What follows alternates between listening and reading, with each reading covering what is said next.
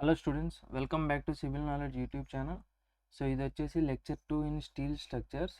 So first of all నా request ఏంటంటే, first lecture 1లో లాస్ట్లో మిమ్మల్ని ఒక క్వశ్చన్ అడిగాను, నేను ఎవరో రిప్లై ఇవ్వలేదు ఇప్పటి వరకు. ఎగ్జామ్ ప్యాటర్న్ గురించి, ఆ ఎగ్జామ్ ప్యాటర్న్ గురించి మీరు రిప్లై ఇచ్చి కమెంట్ ఇస్తేనే మనకి కొంచెం ఐడియా వచ్చి మనం క్వశ్చన్స్ అనేటివి ఎలా డిస్కస్ చేసుకోవాలి, ఎస్ఏ క్వశ్చన్స్ అనేటివి చూసుకోవచ్చు మనం. సో ఒకసారి కమెంట్ అయితే చేయండి మర్చిపోకుండా అందరూ. సో నెక్స్ట్ ఈ వీడియోలో మనం ఏం డిస్కస్ చేయబోతున్నాం అంటే, సో ఇంట్రొడక్షన్ యూనిట్, ఫస్ట్ యూనిట్లో సో స్టీల్ అంటే ఏంటి and very important exam point of view question, SA క్వశ్చన్కి స్టీల్ అడ్వాంటేజెస్ డిసడ్వాంటేజెస్ ఏంటి అండ్ అలాగే ఇట్స్ ప్రాపర్టీస్. సో ఇది మనం డిస్కస్ చేయబోతున్నాం. So let's start. స్టీల్ అంటే ఫస్ట్ మనకి ఏంటంటే, it is an alloy of iron and carbon. So steel అనే మెటీరియల్ని ఎలా తయారు చేస్తున్నాము అంటే, మనం తయారు చేస్తున్నాం. స్టీలు ఆల్రెడీ ఎగ్జిస్టింగ్ కాదనమాట ఎర్త్లో, దాన్ని మనం తయారు చేస్తున్నాం. ఏమేమి మెటల్స్ కలిపి? రెండు, ఐరన్, కార్బన్. సో ఒకటి లేదా రెండు మెటల్స్ కలిపి మనం ఒకదాన్ని తయారు చేసాము అని అంటే దాన్ని ఏమంటాం అంటే అల్లాయ్ అంటాం. ఓకే, గుర్తుపెట్టుకోండి. సో స్టీల్ అనేది ఇట్ ఈస్ నాట్ న్యాచురల్లీ మనకి అవైలబుల్ ఉండదు. సో ఐరన్ని కార్బన్ని మిక్స్ చేసి మనం తయారు చేస్తాం, ఓకేనా, దేన్ని? Steel. So it has better mechanical properties than pure form of iron. So ఐరన్ని ప్యూర్ ఫామ్లో చూసినట్టయితే మనం దానికి ఉండే ప్రాపర్టీస్ ఏవైతే ఉంటాయో, లైక్ స్ట్రెంగ్త్ కావచ్చు, డక్టిలిటీ కావచ్చు, ఇవన్నీ కూడా మనకి స్టీల్కి ఎక్కువ ఉంటాయి. ఇప్పుడు ఎందుకనంటే దాన్ని మనకు కావాల్సినట్టుగా తయారు చేసుకున్నాం. లైక్ కార్బన్ కంటెంట్ని యాడ్ చేసి దాంట్లో మనకు కావాల్సినట్టు మన ప్రాపర్టీస్ని మాడిఫై చేసుకోగలుగుతున్నాం. Okay, in the form of steel, దేన్ని? ఐరన్. ఓకేనా. సో ఐరన్ అనేది న్యాచురల్గా మనకి దొరుకుతుంది అనమాట ఎర్త్లో. So steel is known for its, అంటే స్టీల్ అనేది ఎందుకు అంత ఫేమస్ అని అంటే, దానికి హై టెన్జైల్ స్ట్రెంగ్త్ అనేది ఉంటుంది, డ్యూరబిలిటీ ఎక్కువ రోజులు వస్తుంది. So durability means more life span and లో కాస్ట్. లో కాస్ట్ మీన్స్ అంటే అంత లో కాస్ట్ అని కాదు, బట్ స్టీల్ ప్లేస్లో ఇంకేదైనా యూజ్ చేయాలి అని అంటే, సో వాటికంటే మనకి స్టీల్ అనేది బెటర్ అనమాట. ఓకేనా, కాస్ట్ పరంగా చూసుకున్నట్టయితే. ఓకే, సో ఆర్సీసీతో కంపారిజన్ కాదు ఇక్కడ. స్టీల్ ప్లేస్లో వేరే మెటల్ ఏదైనా యూజ్ చేయాలి అని అంటే సేమ్ ప్రాపర్టీస్తో కష్టం, దొరకవు అనమాట సేమ్ ప్రాపర్టీస్తో. ఒకవేళ దొరికినా కూడా దాని కాస్ట్ అనేది ఏముంటుంది అంటే ఎక్కువ ఉంటుంది. స్టీల్కి మాత్రం తక్కువ కాస్ట్ అనేది ఉంటుంది. ఓకే, సో ఇది మెయిన్గా మనకి స్టీల్ మనం ఎందుకు యూజ్ చేస్తున్నాం అని అంటే ఈ విధంగా, ఇవి రీజన్స్ అనమాట. ఓకే, హై టెన్జైల్ స్ట్రెంగ్త్ అనేది ఉంటుంది, డ్యూరబిలిటీ అంటే లైఫ్ స్పాన్ ఎక్కువ ఉంటుంది, అండ్ లో కాస్ట్, తక్కువ కాస్ట్కి మనకి దొరుకుతుంది అనమాట స్టీల్. ఓకే, సో అది నెక్స్ట్ ఇక్కడ చూసుకున్నట్టయితే మనం steel as a building material has widely used in various types of structures. So స్టీల్ని మనం బిల్డింగ్ మెటీరియల్గా యూజ్ చేస్తున్నాం కొన్ని సంవత్సరాల నుంచి. ఓకే, కొన్ని వందల వేల సంవత్సరాల నుంచి స్టీల్ని మనం సో బిల్డింగ్ మెటీరియల్గా యూజ్ చేస్తున్నాం, అంతే కదా. సో అయితే ఈ ఈ స్టీల్ని మనం ఎక్కడెక్కడ యూజ్ చేస్తున్నాము అని అంటే వేరియస్ టైప్స్ ఆఫ్ స్ట్రక్చర్స్లో యూజ్ చేస్తున్నాం. ఆ వేరియస్ టైప్స్ ఆఫ్ స్ట్రక్చర్స్ ఏంటివి అనేది ఇక్కడ ఎగ్జాంపుల్ ఇచ్చాను చూడండి క్లియర్గా. సో ఇప్పుడు ఒకటి ఏంటంటేమో, మీరు నేను చెప్పేది క్లియర్గా అండర్స్టాండ్ చేసుకోండి, అంతేగాని ఈ టాపిక్ ఎగ్జామ్కి వస్తుందా రాదా అనేది మైండ్లో నుంచి తీసేయండి. ఏదైతే ఎగ్జామ్లోకి వస్తుందో దాన్ని నేను ఖచ్చితంగా మీకు చెప్తాను ముందు, ఇది ఎగ్జామ్కి వస్తుంది, వెరీ ఇంపార్టెంట్, నేర్చుకోండి అని.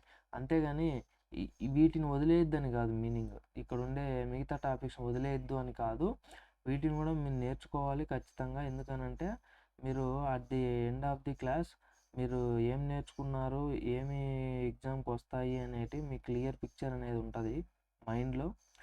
బట్ ఈ చిన్న థింగ్స్ అన్నీ మీరు తెలుసుకుంటేనే మీరు యూజ్ ఉంటుంది. అంటే మీన్స్ మీరు తర్వాత ఎగ్జామ్ పాయింట్ ఆఫ్ వ్యూలో ఏదైనా షార్ట్ ఆన్సర్ క్వశ్చన్స్ అడగచ్చు, ఓకేనా, అప్పుడు మీకు ఇది గుర్తొచ్చి మీరు రాయొచ్చు అనమాట.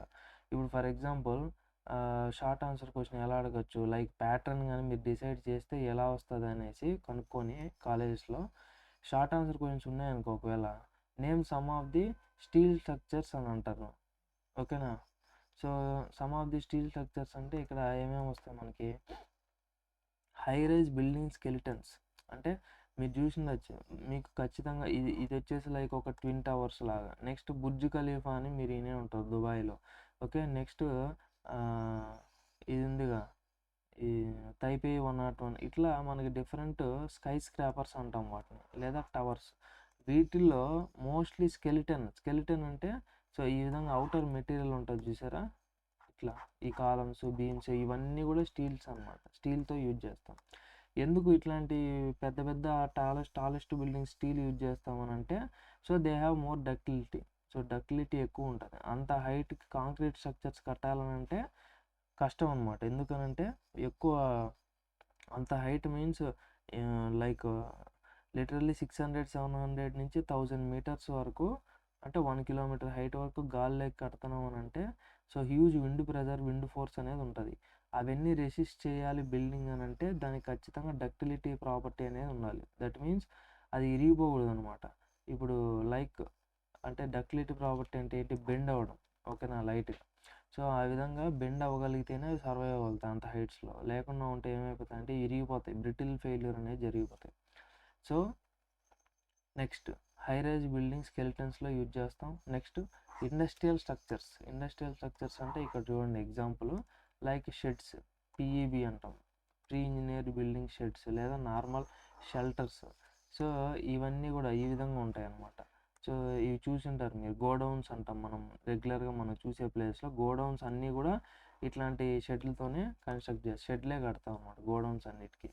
ఓకేనా, సో ఇది industrial structures. Next transmission towers. So ఇక్కడ చూసినట్టయితే మనకి ఏదైతే ఎలక్ట్రిసిటీ కోసం మన కరెంటు కోసం ఏవైతే కడుతున్నామో స్ట్రక్చర్స్, వీటన్నిటిని కూడా కమ్యూనికేషన్ కావచ్చు దేనికైనా కూడా మనకి టవర్స్ అనేటివి ఉంటాయి. ఇక్కడ కూడా ఇచ్చాము టవర్స్. సో ఈ టవర్స్ కమ్యూనికేషన్ కోసం, ఎలక్ట్రిసిటీ కోసం, దేనికైనా కావచ్చు. వీటిని మనం స్టీల్ స్ట్రక్చర్స్తోనే కన్స్ట్రక్ట్ చేస్తాం. Okay, next railway bridges. So ఇక్కడ చూసినట్టయితే so these are very important railway crossings అనమాట. సో ఈ బ్రిడ్జెస్ అనేటివి స్టీల్తో కన్స్ట్రక్ట్ చేస్తారు మోస్ట్లీ.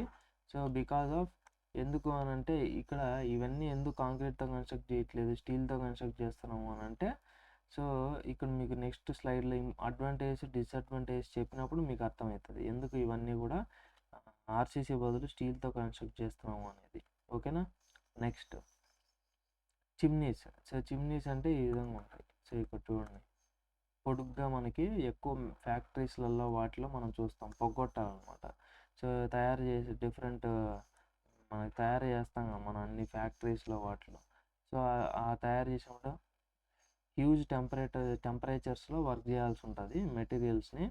సో ఈ విధంగా మనకి ఈ చిమ్నీస్లో నుంచి ఇట్లా ఈ గ్యాసెస్ రిలీజ్ అవుతాయి కదా తయారు చేసేటప్పుడు.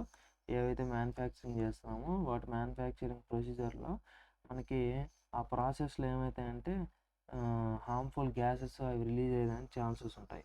అవి వచ్చేసి మనకి ఎక్కువ హైట్లో తీసుకుపోయి రిలీజ్ చేసేయాల, అంతేగాని లో హైట్లో రిలీజ్ చేసి ఆ అట్మాస్ఫియర్లో కలిసి మనకి డేంజర్ అనమాట. సో అలా జరగకుండా మనకి హైట్స్లో రిలీజ్ చేయడం కోసం ఒక 50-100 మీటర్ల హైట్కి ఈ విధంగా తీసుకుపోయి అక్కడ వదిలేస్తాం అనమాట గ్యాసెస్ని. Okay, next towers. So towers means same like this transmission towers లాగా కమ్యూనికేషన్ టవర్స్ కావచ్చు. కొన్నిసార్లు ఈ పెద్ద పెద్ద బిల్డింగ్స్ని స్కై స్క్రాపర్స్ ఉన్నాయి కదా వాటినే మనం టవర్స్ అని కూడా పిలుస్తాం అనమాట. Next bunkers. So bunkers means చూడండి ఈ విధంగా ఉంటాయి. అంటే ఈ బంకర్స్ అంటే ఏంటి అని అంటే అండర్ గ్రౌండ్లో దాంకుండేదానికి ఆర్మీ వాళ్ళకి కావచ్చు ఎవరికైనా కూడా సేఫ్ స్ట్రక్చర్స్ అనమాట. ఓకేనా, ఎనిమీస్ నుంచి దాంకుండేదానికి. సో అది మనకి బంకర్స్ అంటాం. అవి కూడా స్టీల్తో కన్స్ట్రక్ట్ చేసుకోవచ్చు మనం, ఎందుకంటే చుట్టూ ప్రెజర్ ఉంటుంది, సాయిల్ ప్రెజర్. నెక్స్ట్ సిలోస్ అంటే లైక్ ఈ విధంగా ఉంటాయి. ఇవేంటంటే లార్జ్ స్టోరేజ్ స్పేసెస్ అనమాట. ఈ విధంగా ఉంటాయి సిలోస్ అనేటివి. అవి కూడా స్టీల్ స్ట్రక్చర్స్తో కన్స్ట్రక్ట్ చేస్తాం మనం. సో వీటిలో ఏం చేయొచ్చు అంటే ఏమైనా మెటీరియల్స్ లార్జ్ వాల్యూమ్లో స్టోరేజ్ అనేది చేసుకోవచ్చు. ఓకే, సో అంటే ఇవి ఒక్కటే కాదు, ఇంకా స్టీల్ స్ట్రక్చర్స్ చాలా ఉంటాయి. These are the most common varieties అనమాట స్టీల్ స్ట్రక్చర్స్లో యూజ్ చేసేవి. ఓకే, నెక్స్ట్ సో ఇప్పుడు మనకి ఇక్కడ ఏం తెలియాలంటే different steel structural elements to be designed. So మనం ఇక్కడ ఈ ఈ ఏదైతే సబ్జెక్ట్ స్టీల్ స్ట్రక్చర్ నేర్చుకుంటున్నామో దాంట్లో మనం ఏం చేస్తాము అని అంటే డిజైన్ చేస్తాం. ఏం డిజైన్ చేస్తాం? స్టీల్ స్ట్రక్చర్స్ డిజైన్ చేస్తాం. స్టీల్ స్ట్రక్చర్స్ అంటే దాంట్లో ఉండే స్టీల్ ఎలిమెంట్స్ని డిజైన్ చేస్తాం. ఓకే, ఇప్పుడు ఆర్సీసీ స్ట్రక్చర్ డిజైన్ చేయడం అంటే ఏంటి? ఆర్సీసీ స్ట్రక్చర్ డిజైన్ చేయడం అంటే స్లాబ్ డిజైన్ చేయాలి, బీమ్ డిజైన్ చేయాలి, ఓకే, నెక్స్ట్ కాలమ్స్ డిజైన్ చేయాలి, ఓకేనా, నెక్స్ట్ ఫుట్టింగ్స్ డిజైన్ చేయాలి, అంతేగా. సో ఇది ఆర్సీసీ డిజైన్ అంటే. అదే స్టీల్ స్ట్రక్చర్ డిజైన్ అంటే దాంట్లో కూడా స్టీల్ స్ట్రక్చరల్ ఎలిమెంట్స్ అనేటివి ఉంటాయి. ఓకే, సో వాటిని అవేంటివి అంటే సో బీమ్స్ డిజైన్ చేయాలి. ఇక్కడ చూసినట్టయితే మనం వీటిని కన్సిడర్ చేయొచ్చు మనం బీమ్స్గా, లైక్ రాఫ్టర్స్. దీన్నే మనం రాఫ్టర్స్ అని కూడా అంటాం ఇక్కడ. ఓకేనా, ఇవి. సో అర్థమవుతుందా? నెక్స్ట్ అలాగే కాలమ్స్. సో కాలమ్స్ అంటే ఇవి. ఓకే, కాలమ్స్ ఇక్కడ కూడా చూడండి, ఇది కాలమే. Okay, next truss members. So truss members అంటే ఏంటంటే యాక్చువల్గా ఈ బీమ్స్ కాలమ్స్లో ఏం జరుగుతుంది మనకి? సో యాక్సియల్ లోడ్స్తో పాటు బెండింగ్ లోడ్స్ అంటే మూమెంట్స్ కూడా వస్తాయి, అంతేనా? సో అదేవిధంగా ట్రస్ మెంబర్స్ అంటే ఏంటి అంటే ఓన్లీ టై మెంబర్స్ లేదా స్ట్రట్స్ అంటాం. అంటే ఓన్లీ వాటిలో టెన్షన్ కానీ కంప్రెషన్ కానీ వస్తుంది అంతే. ఓకేనా, లైక్ ఈ మెంబర్స్ ఉన్నాయి చూడండి ఇక్కడ. సరే ఇవి కాదు, వీటి లోపల మనకి ఇంకా ఇట్లా మెంబర్స్ అనేవి ఉంటాయి. ఇది ఒక జస్ట్ 3D మోడల్ ఏదో షెడ్ అనమాట. నేను ఎగ్జాంపుల్ కొని తీసుకున్నాను కాబట్టి దీంట్లో లేదు. ఓకే, అండ్ అలాగే ప్రతి ఒక్క షెడ్కి కూడా లేదా స్టీల్ స్ట్రక్చర్ దేనికైనా కూడా ఈ విధంగా ఇట్లా పెడతాం అనమాట. ఓకేనా, మైనర్ యాక్సిస్లో. మైనర్ యాక్సిస్, మేజర్ యాక్సిస్ అంటే ఏంటో కూడా మనం నెక్స్ట్ వీడియోలో డిస్కస్ చేసుకుంటాం అనమాట, ముందు పోయే కొద్దీ. సో ఈ విధంగా మనకి ఏం చేస్తామంటే బ్రేసింగ్స్ అంటాం. ఓకే, బ్రేసింగ్స్ అనేటివి ప్రొవైడ్ చేస్తాం. ఆ బ్రేసింగ్స్లో మనకి ఏముంటుందంటే ఓన్లీ టెన్షన్ కానీ కంప్రెషన్ కానీ ఉంటుంది అంతే. ఓకే, లైక్ ఆ మెంబర్లో కంప్రెషన్ అన్నా ఉంటుంది, లేకపోతే టెన్షన్ అన్నా ఉంటుంది, అంతేగాని మూమెంట్ అనేది రాదు, ట్రాన్స్ఫర్ అవ్వద్దు దానికి. ఓకే, వాటిని ట్రస్ మెంబర్స్ అంటారు. Next purlins and side guts.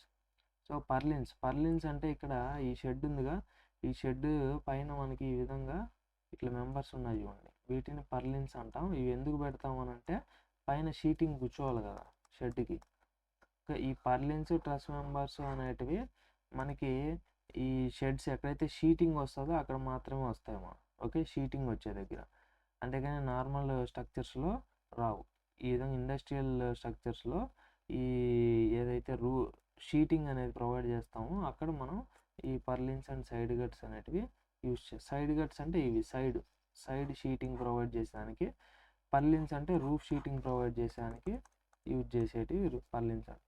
Next column bases అంటే ఇక్కడ చూస్తున్నారుగా. సో మామూలుగా ఆర్సీసీ కాలం అనుకోండి, ఆర్సీసీనే కాబట్టి కింద ఫుట్టింగ్ కూడా ఆర్సీసీనే కాబట్టి ఇక్కడ దాకా తీసుకొని వచ్చేసి ఇట్లా మనం ఏం చేస్తాము, సాయిల్ లెగ్ తీసుకుపోయి వేసేస్తాం ఫుట్టింగ్ని. ఓకేనా, కానీ this is not the case. ఇక్కడ మనకి స్టీల్ స్ట్రక్చర్ ఉంది అంటే ఈ విధంగా పైనుంచి మనకి ఏమొస్తుంది, ఒక కాలం అనేది వస్తుంది స్టీల్ది. దాన్ని మనం డైరెక్ట్గా ఎర్త్లోకి తీసుకుపోయి ఫుట్టింగ్ లాగా పెట్టలేమన్నమాట స్టీల్ని. ఖచ్చితంగా ఫుట్టింగ్స్ దేంతో చేయాలి, మన ఫౌండేషన్ దేంతో చేయాలి, కాంక్రీట్తోనే చేయాలి.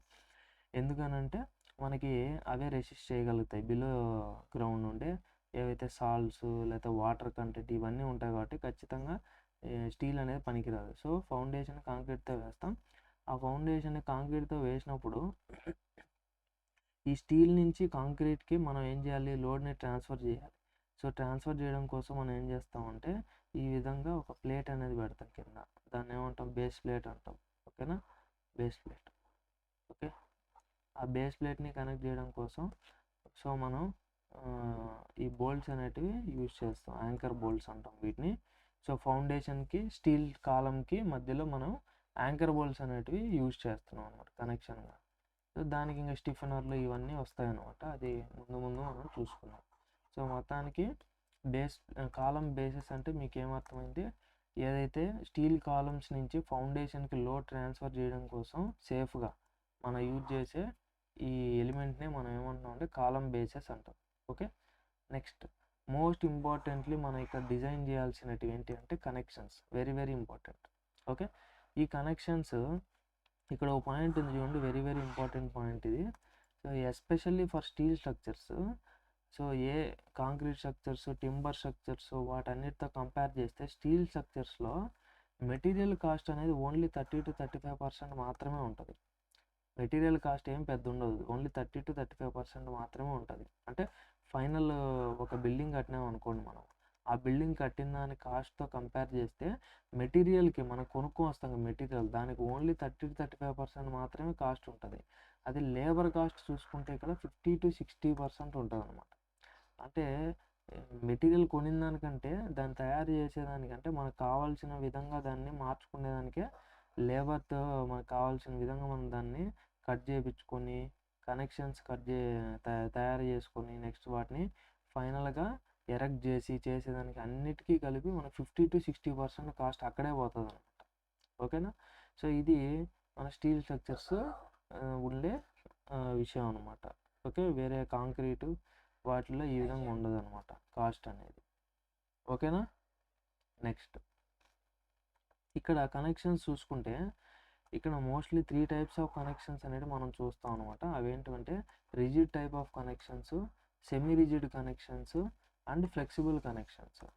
సో రిజిడ్ కనెక్షన్స్ అంటే ఏంటంటే వీటినే మనం మూమెంట్ కనెక్షన్స్ అని కూడా అంటాం. Rigid connections also known as moment connections. So అంటే మూమెంట్ని ట్రాన్స్ఫర్ చేస్తుంది అండ్ అలాగే షియర్ ఫోర్సెస్ని కూడా ట్రాన్స్ఫర్ చేస్తుంది ఈ టైప్ ఆఫ్ కనెక్షన్ అనేది.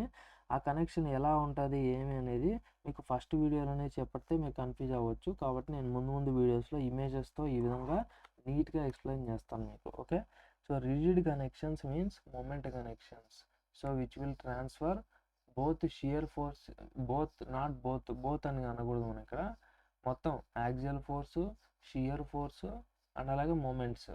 ఓకే, అన్ని డైరెక్షన్లో మూమెంట్స్ను ట్రాన్స్ఫర్ చేసే connection rigid connection. Next semi rigid తర్వాత చూద్దాం, ఫ్లెక్సిబుల్ చూద్దాం. ఫ్లెక్సిబుల్ కనెక్షన్ అంటే ఏంటంటే దీన్నే మనం షియర్ కనెక్షన్ అని కూడా అంటాం. సో ఫ్లెక్సిబుల్ కనెక్షన్ అంటే only axial and shear forces మాత్రమే ట్రాన్స్ఫర్ చేస్తుంది, మూమెంట్ని ట్రాన్స్ఫర్ చేయదు. ఒక మెంబర్ని ఎక్కడికి ట్రాన్స్ఫర్ చేస్తారు సార్ అంటే మీరు ట్రాన్స్ఫర్ అంటున్నారు కదా, ఎక్కడికి ట్రాన్స్ఫర్ అంటే ఇదొక కాలం, ఇదొక బీమ్, ఈ రెండింటిని జాయిన్ చేయాలంటే ఏం చేయాలి, ఆర్సీసీ అనుకో ఇట్లా బార్స్ ఏం చేస్తాం డెవలప్మెంట్ లెంత్ పెట్టి వదిలేస్తాం. కానీ ఇక్కడ ఏం చేయాలి, స్టీల్కి ఏం చేయాలి, దీనికి ఇట్లా ఒక ప్లేట్ పెట్టి ఇక్కడ బోల్ట్లు పెట్టి ఈ విధంగా కనెక్ట్ చేయాలి, దాన్నే కనెక్షన్ అంటాం. ఈ కనెక్షన్ చేసేటప్పుడు మనము ఈ బీమ్ ఏదైతే ఉందో ఈ బీమ్ నుంచి ఇక్కడికి axial force, shear force and అలాగే మూమెంట్ అన్నీ ట్రాన్స్ఫర్ చేస్తే దాన్ని మూమెంట్ కనెక్షన్ అంటాం. అలా కాకుండా only axial and shear force మాత్రమే ట్రాన్స్ఫర్ చేస్తే దాన్ని వచ్చేసి మనం షియర్ కనెక్షన్ అంటాం. సో మూమెంట్ని కొద్దిగా మాత్రమే ట్రాన్స్ఫర్ చేయగలిగితే దాన్ని ఏమంటాం అంటే సెమీ రిజిడ్ కనెక్షన్ అంటాం. అంటే ఇప్పుడు మనం అది మూమెంట్ కనెక్షన్ కాదు, ప్యూర్ షియర్ కనెక్షన్ కాదు. సో కొంచెం మూమెంట్ అనేది ట్రాన్స్ఫర్ అవుతుంది. అది ఎలా కొంచెం మూమెంట్ ట్రాన్స్ఫర్ అవుతుంది అవన్నీ మనం ముందు వీడియోస్లో డిస్కస్ చేసుకున్నాం క్లియర్గా. ఓకే, నెక్స్ట్ ప్రస్తుతానికైతే ఇవి గుర్తుపెట్టుకున్నాం. Connections 3 types, rigid connection, semi rigid connection, flexible. Okay, next most important topic for exam point of వ్యూలో మోస్ట్ ఇంపార్టెంట్ టాపిక్ ఏంటంటే advantages of steel as a structural material. So steel structures అంటే structure means మనకు తెలుసు already. ఆ స్ట్రక్చర్స్ని మనం స్టీల్తో ఎందుకు కట్టాలి, ఆర్సీస్తో కట్టచ్చు కదా, లేకపోతే టింబర్తో కట్టచ్చు కదా అంటే కొన్ని అడ్వాంటేజెస్ డిసడ్వాంటేజెస్ అనేటివి ఉంటాయి. వాటిని మైండ్లో పెట్టుకొని మనకు కావాల్సిన సిచ్యువేషన్ వచ్చినప్పుడు దాన్ని మనం యూజ్ చేసుకోవాలి. ఓకే, సో ఫస్ట్ అడ్వాంటేజ్ ఏంటి ఇక్కడ అంటే unlike other structural materials, steel has high strength to weight ratio. So steel can carry heavy loads with relatively small sections. ఇక్కడ ఏం చెప్తున్నారంటే అన్లైక్ అదర్ స్ట్రక్చరల్ మెటీరియల్స్ అంటే మిగతా స్ట్రక్చరల్ మెటీరియల్స్ లాగా కాకుండా స్టీల్కి ఏముంది అని అంటే high strength to weight ratio అన్నారు. స్ట్రెంగ్త్ టు వెయిట్ రేషియో అంటే ఏంటంటే మీనింగ్ ఫర్ ఎగ్జాంపుల్ ఇప్పుడు టింబర్ అంటే చెక్క తీసుకుందాం, ఓకేనా, ఓకే, లేదా ఆర్సీసీ తీసుకుందాం. ఇట్లా ఒక 1 మీటర్ ఉండేదాన్ని, నెక్స్ట్ అలాగే థిక్నెస్ ఒక 1 సెంటీమీటర్ థిక్నెస్ ఉండేదాన్ని ఇట్లా ఒక మెంబర్ని కట్ చేసి మన చేతిలో పట్టుకున్నాం అనుకో. సో ఫస్ట్ వుడ్ అనేది చాలా లెస్ వెయిట్ ఉంటుంది, ఓకేనా. Next RCC means concrete, reinforced cement concrete, అది వచ్చేసి కొంచెం వెయిట్ ఎక్కువ ఉంటుంది, అంతేగా. నెక్స్ట్ స్టీల్ ఏదైతే ఉందో అది చాలా ఎక్కువ వెయిట్ ఉంటుంది ఈ రెండింటితో కంపేర్ చేస్తే, అంతే కదా. సో వెయిట్ ఎక్కువ ఉంది, కానీ స్ట్రెంగ్త్ టు వెయిట్ రేషియో అనేది చాలా ఎక్కువ దేనికి ఉంటుందంటే స్టీల్కి ఉంటుంది. అంటే మీనింగ్ ఏంటంటే ఇంత ఏదైతే మనం 1 మీటర్ లెంత్ ఉండి నెక్స్ట్ అలాగే ఒక 1 సెంటీమీటర్ థిక్నెస్ ఉండే మెంబర్ ఏదైతే తీసుకున్నామో, ఓకే, 1 మీటర్ థిక్నెస్, ఇట్లా కూడా 1 మీటర్ థిక్నెస్ ఉండే మెంబర్ ఏదైతే తీసుకుంటామో వుడ్, దాన్ని మనం ఏం చేయొచ్చు, చేతులతో ఊరికట్టంటే ఇరిగిపోతుంది, అంతే కదా. బట్ అదే ఆర్సీసీ అనుకోండి, RCC means reinforced cement concrete, same size ఉండేది, కొంచెం కష్టం అనమాట మనం, ఓకేనా, కొంచెం కష్టం. ఒక ఇద్దరు ఎక్కి దానిపైన తొక్కినామంటే ఇరిగిపోతుంది, అంతే కదా. కానీ అంతే సైజు ఉండే స్టీల్ ఏదైతే ఉందో అదేం చేయొచ్చు మనం, దాని మీద ఒక 10 మంది ఏలాడినా కూడా అది ఇరిగిపోదు. కావాలంటే ట్రై చేయండి, అది తెచ్చుకొని ఇంటికి ఓ 10 మంది వరుసగా దాని మీద ఏలాడినా కూడా అది ఇరిగిపోదు. అంటే మీనింగ్ ఏంటంటే దాని స్ట్రెంత్కి వెయిట్కి రేషియో మనం చూస్తే చాలా ఎక్కువ ఉంటుంది అనమాట. దేనికి, స్టీల్కి. అంటే తక్కువ సన్నగా ఉండే మెటీరియల్, సన్నగా ఒక స్టీల్ రాడ్ తీసుకోండి, చిన్నది, ఒక చిన్న స్టీల్ రాడ్ తీసుకున్నా కూడా దాన్ని ఇంచడం మన సాధ్యమా కాదు. అదే చిన్న వుడ్ తీసుకుంటే ఈజీగా ఇంచేయచ్చు. అదే కాంక్రీట్ది చిన్నది ఇట్లాంటిది సన్నగా తీసుకున్నాము అంటే దాన్ని కూడా మనం కొంచెం కష్టపడితే ఇంచేయచ్చు అనమాట. అట్లా కాకుండా స్టీల్ని మనం ఇంచలేం. అంటే దాని మీనింగ్ ఏంటంటే తక్కువ మెటీరియల్ తీసుకున్నా కూడా ఎక్కువ స్ట్రెంత్ అనేది ఉంటుంది అని చెప్తున్నారు, ఓకేనా. సో స్టీల్, సో కాబట్టి మనకి ఏమైతే steel can carry heavy loads with relatively small sections. So వీటితో కంపేర్ చేస్తే దేంతో, అంటే నేను ఇప్పుడు 2 మెటీరియల్స్తో కంపేర్ చేస్తాను, ఆర్సీసీతో అండ్ అలాగే వుడ్తో. ఎందుకనంటే మనం చూసే దాంట్లో 99% ఆఫ్ ది స్ట్రక్చర్స్ దేంతో కన్స్ట్రక్ట్ చేస్తాం మనము, ఎయిదర్ వుడ్, లేకపోతే కాంక్రీట్, లేకపోతే స్టీల్, అంతేగా. సో ఇప్పుడు స్టీల్ అడ్వాంటేజ్ మాడుతున్నాం కాబట్టి మిగతా రెండు ఏంటి అవి, ఆర్సీసీ, వుడ్, అందుకే వాటితో కంపేర్ చేస్తున్నాను. సో స్టీల్ అనేది వాటి సేమ్ సెక్షన్ తీసుకున్నప్పుడు మిగతా మెటీరియల్స్తో కంపేర్ చేస్తే ఇది ఏం చేస్తుంది, can carry heavy loads, okay. Next because of less weight, అది ఇప్పుడు మనం చెప్పుకున్నాం ఆల్రెడీ. సో మనకి సేమ్ స్ట్రెంగ్త్ కావాలి అని అంటే స్టీల్ ఏమో ఇంత మెటీరియల్ సరిపోతుంది, అదేవిధంగా కాంక్రీట్ అయితే ఇంత కావాల్సి వస్తుంది, వుడ్ అయితే ఇంత కావాల్సి వస్తుంది, అంతేనా. సో దీనికి ఎంత స్ట్రెంత్ ఉందో దీనికి అంతే స్ట్రెంత్ ఉంది, దీనికి కూడా అంతే స్ట్రెంత్ ఉంది.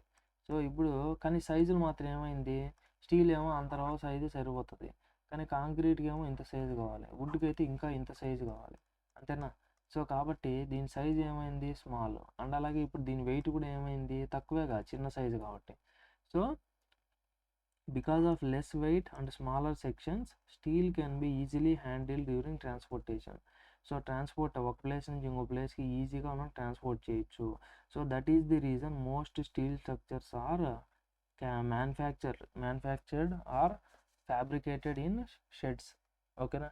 సో మనకు ముందుగానే కాలమ్స్, బీమ్స్ అన్నీ కట్ చేసుకొని షెడ్స్లో డైరెక్ట్గా సైట్కి తీసుకొని ఎరెక్ట్ చేస్తాం, అంటే నిలబెట్టేస్తాం అంతే. ఎందుకు, ఈజీగా ట్రాన్స్పోర్టేషన్ చేయొచ్చు కాబట్టి. అదే కాంక్రీట్ స్ట్రక్చర్స్ని అంత ఈజీగా ట్రాన్స్పోర్ట్ చేయలేం కాబట్టి డైరెక్ట్గా సైట్లోనే మనం ఏదైతే క్యాస్టింగ్ అనేది చేస్తాం మనం, ఫామ్ వర్క్ అవన్నీ పెట్టి, okay. Next steel has ductile property. స్టీల్కి very very most important property ఒకటి ఉంది, అదేంటంటే డక్టైల్ ప్రాపర్టీ. మిగతా రెండిటికి ఇది మోస్ట్లీ లేదనమాట, కాంక్రీట్కి కానీ వుడ్కి కానీ, ఓకేనా. కాంక్రీట్ అయితే ప్యూర్ మనకి బ్రిటిల్ మెటీరియల్ అంటాం. బ్రిటిల్ అంటే ఏంటంటే సడన్ ఫెయిల్యూర్ ఉంటుంది, ఓకేనా. ఇప్పుడు కాంక్రీట్ ఇలా ఉందనుకో, దీని మీద లోడ్ పెట్టినాం అనుకో, నేను చెప్పేది ఓన్లీ కాంక్రీట్ గురించి అమ్మా. రీఇన్ఫోర్స్డ్ కాంక్రీట్ అయితే మళ్ళీ మనకి ఏమవుతుంది, లోపల స్టీల్ ఉంటుంది కాబట్టి బెండ్ అవుతుంది. కొత్త కాంక్రీట్ తీసుకున్నాం అనుకో, ఏమవుతుంది, అది తీసుకున్నంతసేపు లోడ్ తీసుకొని ఒక్కసారిగా క్రాక్ స్టార్ట్ అయ్యి ఈ విధంగా ఇరిగిపోతుంది, అంతే కదా. కానీ స్టీల్కి ఆ విధంగా ఇరిగిపోదు, it is ductile material. Steel కానీ డక్టిలిటీ ప్రాపర్టీ అనేది ఉంటుంది కాబట్టి it is ductile material so that it gives warnings in the form of yielding. So steel fail అవ్వాలంటే సడన్గా క్రాక్ వచ్చి ఇరిగిపోదు, ఏమవుతుంది, ఈ విధంగా బెండ్ అవుతుంది, ఈ విధంగా సాగుతుంది. సో ఈ విధంగా సాగుతుంది, ఈల్డింగ్ అనేది జరుగుతుంది. దాని తర్వాత అదేమవుతుంది, ఫెయిల్యూర్ అనేది జరుగుతుంది. ఓకేనా.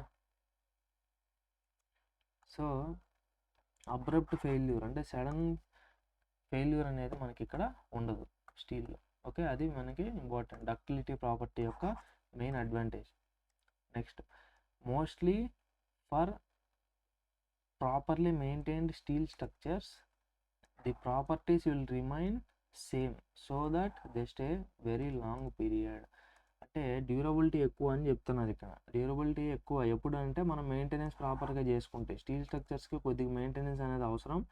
ఆ మెయింటెనెన్స్ మనం ప్రాపర్గా మనం చేసుకుంటూ ఉన్నామంటే ఎక్కువ లైఫ్ స్పాన్ వస్తుంది. ఎందుకంటే దాని ప్రాపర్టీస్ అనేవి మోస్ట్లీ ఎలా ఉంటాయంటే చేంజ్ అవ్వవు టైంతో.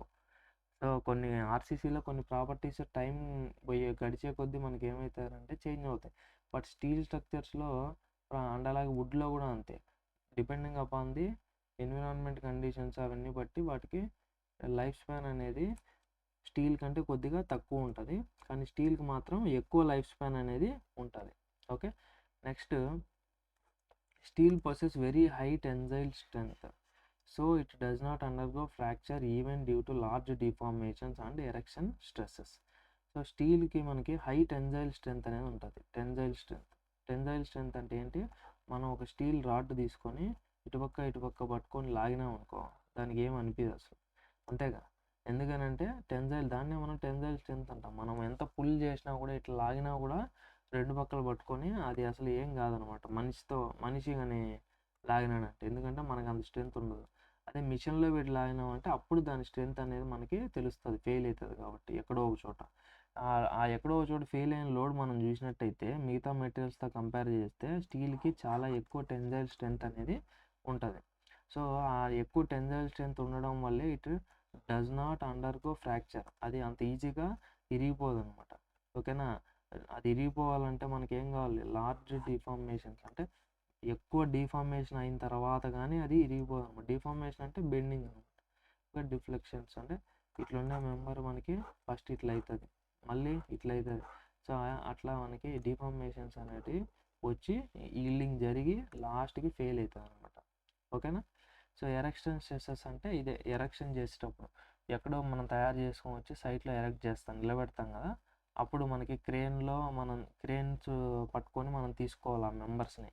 సో కాబట్టి కొంచెం అలాంటప్పుడు ఏమవుతాయంటే మనకు కొన్ని స్ట్రెస్సెస్ అనేవి వస్తాయి, ఎరెక్షన్ స్ట్రెస్సెస్. వాటిని కూడా అది రెసిస్ట్ చేయగలుగుతుంది ఈజీగా.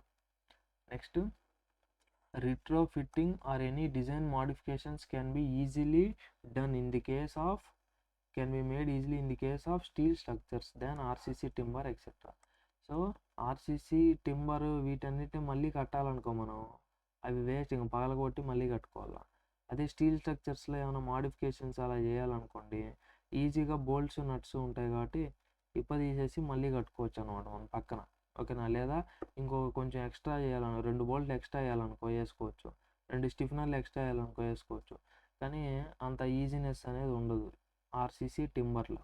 ఓకే, మాడిఫికేషన్స్ ఏమైనా చేయాలంటే కొంచెం మెటీరియల్ ఖచ్చితంగా వేస్ట్ అవుతుంది, కష్టం.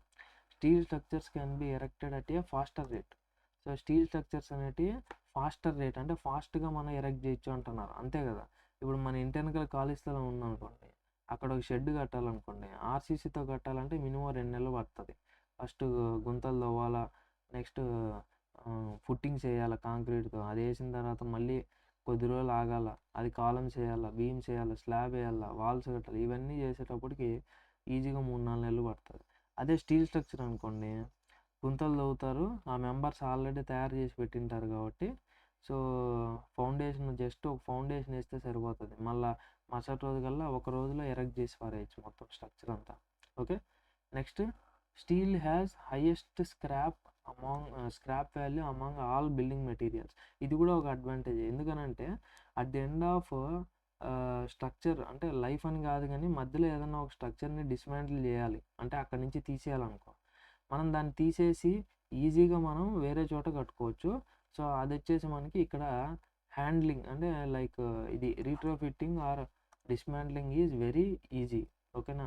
రీట్రోఫిట్టింగ్ అంటే ఏంటి, డిజైన్ని ఏదైనా మాడిఫికేషన్ చేసి స్ట్రెంత్ పెంచడం అనమాట మెంబర్కి. లైక్ స్టిఫనర్స్ ఏదైనా యాడ్ చేయడము, ఓకే, లేకపోతే బ్రాకెట్స్ పెట్టడము, స్ట్రెంత్ ఎక్స్ట్రా మాడిఫికేషన్స్. కానీ ఇక్కడ ఇది స్క్రాప్ వాల్యూ మీన్స్ డిస్మాంట్లింగ్ కాదు, సారీ.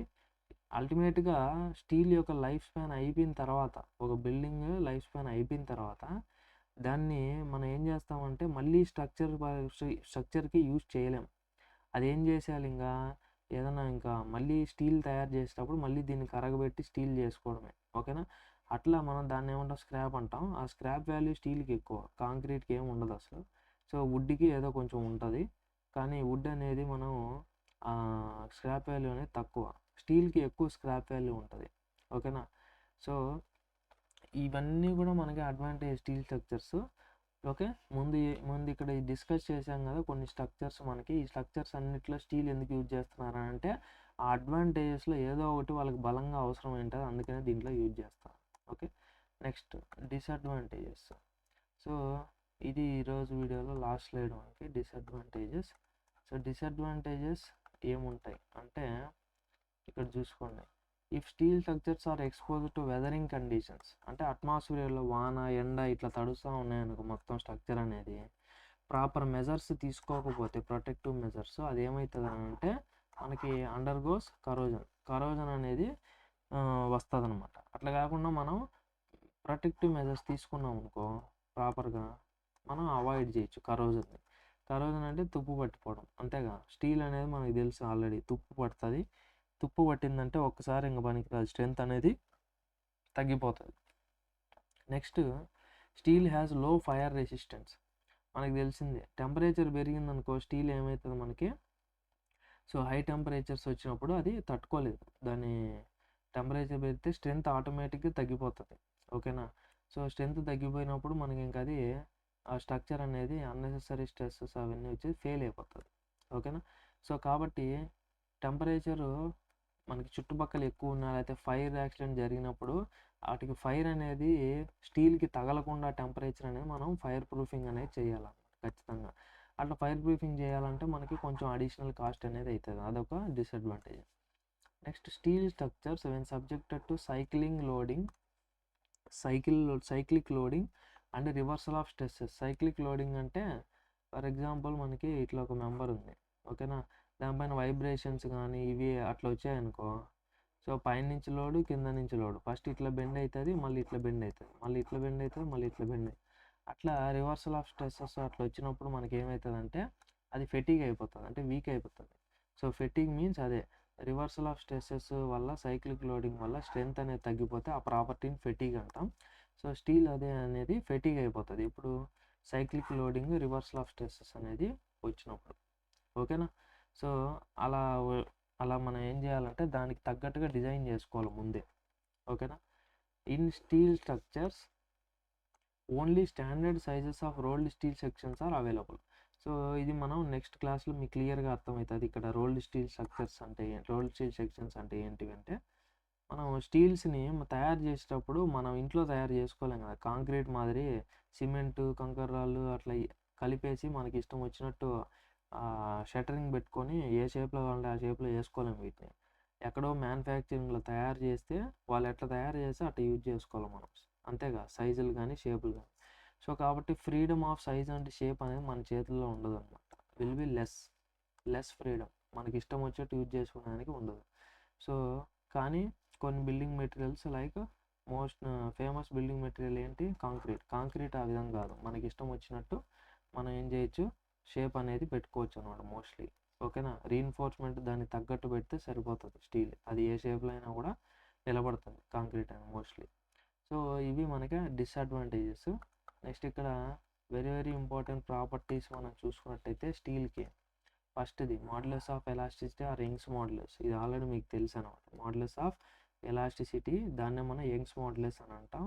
సో దాని ఫార్ములా ఏంటి, స్ట్రెస్ బై స్ట్రెయిన్. సో ఈ ప్రాపర్టీ స్టీల్కి మనకి వాల్యూ ఎంత ఉంటుంది అని అంటే 2 × 10⁵ Nm/mm². ఇది కూడా very very important short answer question అనమాట. Okay. What are the mechanical properties of steel అంటాడు, లేకపోతే give the values of some mechanical properties of steel అంటాడు. సో వీటిని గుర్తుపెట్టుకోవాలి వాల్యూస్తో సహా. యంగ్స్ మాడ్యులస్ ఎంత, 2 × 10⁵ Nm² స్టీల్కి. Okay, next Poisson's ratio mu. ఇది వచ్చేసి ఎలాస్టిక్ రేంజ్లో ఉన్నప్పుడు 0.3 వరకు ఉంటుంది, ప్లాస్టిక్ రేంజ్లో వచ్చేసి 0.5 వరకు ఉంటుంది పాయిజన్స్ రేషియో. ఓకేనా, నెక్స్ట్ అంటే పాయిజన్స్ రేషియో మనకి ఇక్కడ చూసినట్టయితే అది స్ట్రెస్ అనేది ఎలాస్టిక్ రేంజ్లో ఉన్నప్పుడు పాయిజన్స్ రేషియో వాల్యూ అనేది 0.3 దాకా ఉంటుంది. అదే ప్లాస్టిక్ రేంజ్లో ఉందనుకోండి అప్పుడు మనకి 0.5 వాల్యూ వరకు ఉంటుంది పాయిజన్స్ రేషియో. అంటే స్టీల్కి పాయిజన్స్ రేషియో ఎంత అంటే 0.3 to 0.5 అని కూడా చెప్పొచ్చు మనం. Next shear or rigidity modulus G, అది ఎంత ఉంటుంది వాల్యూ అని అంటే, సో ఇది తెలుసుగా shear stress by shear strain formula జీకి. ఇది వచ్చేసి మ్యూకి ఏంటి, lateral strain by linear strain. Okay, so G value ఎంత ఉంటుంది, 0.77 × 10⁵ Nm². Next mass density, very very important property. స్టీల్ యొక్క మాస్ డెన్సిటీ అంటే 1 మీటర్ క్యూబ్ స్టీల్ తీసుకుంటే దానికి ఎన్ని కేజీలు ఉంటుందంటే 7850 kgs, 7850 kgs per metre cube ఉంటుంది.